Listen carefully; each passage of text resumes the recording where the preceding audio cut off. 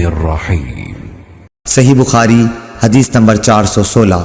حضرت ابو ہریرہ رضی اللہ تعالی عنہ سے روایت ہے، وہ نبی کریم صلی اللہ علیہ وسلم سے نقل کرتے ہیں کہ آپ نے فرمایا، جب کوئی شخص نماز کے لیے کھڑا ہو تو سامنے نہ تھوکے، کیونکہ وہ جب تک اپنی نماز کی جگہ میں ہوتا ہے تو اللہ تعالیٰ سے سرگوشی کرتا رہتا ہے، اور دائیں طرف بھی نہ تھوکے، کیونکہ اس طرف فرشتہ ہوتا ہے۔ ہاں، بائیں طرف یا قدم کے نیچے تھوک لے اور اسے مٹی میں چھپا دے۔ صحیح بخاری حدیث نمبر 417۔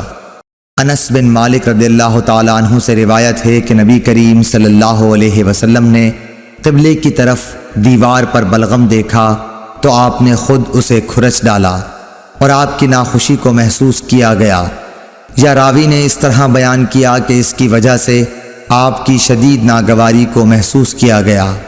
پھر آپ نے فرمایا کہ جب کوئی شخص نماز کے لیے کھڑا ہوتا ہے تو وہ اپنے رب سے سرگوشی کرتا ہے، یا یہ کہ اس کا رب اس کے اور قبلے کے درمیان ہوتا ہے، اس لیے قبلے کی طرف نہ تھوکا کرو، البتہ بائیں طرف یا قدم کے نیچے تھوک لیا کرو۔ پھر آپ نے اپنی چادر کا ایک کونا کنارہ لیا، اس میں تھوکا اور چادر کی ایک تہہ کو دوسری تہہ پر پھیر لیا اور فرمایا، یا اس طرح کر لیا کرے۔ صحیح بخاری حدیث نمبر 418۔ حضرت ابو ہریرہ رضی اللہ تعالی عنہ سے روایت ہے کہ رسول اللہ صلی اللہ علیہ وسلم نے فرمایا، کیا تمہارا یہ خیال ہے کہ میرا منہ نماز میں قبلے کی طرف ہے؟ اللہ کی قسم، مجھ سے نہ تمہارا خشوع چھپتا ہے نہ رکوع، میں اپنی پیٹھ کے پیچھے سے تم کو دیکھتا رہتا ہوں۔ صحیح بخاری حدیث نمبر 419۔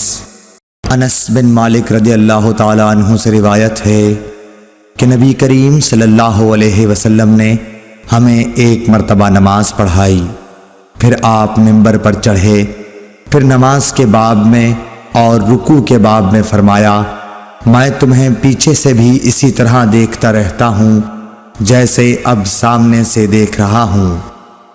صحیح بخاری حدیث نمبر 420۔ عبداللہ بن عمر رضی اللہ تعالی عنہ سے روایت ہے کہ رسول اللہ صلی اللہ علیہ وسلم نے ان گھوڑوں کی جنہیں جہاد کے لیے تیار کیا گیا تھا مقام حفیہ سے دوڑ کرائی۔ اس دوڑ کی حد ثنیۃ الوداع تھی، اور جو گھوڑے ابھی تیار نہیں ہوئے تھے ان کی دوڑ تثنیۃ الوداع سے مسجد بنی زریق تک کرائی۔ عبداللہ بن عمر رضی اللہ تعالی عنہ نے بھی اس گھوڑ دوڑ میں شرکت کی تھی۔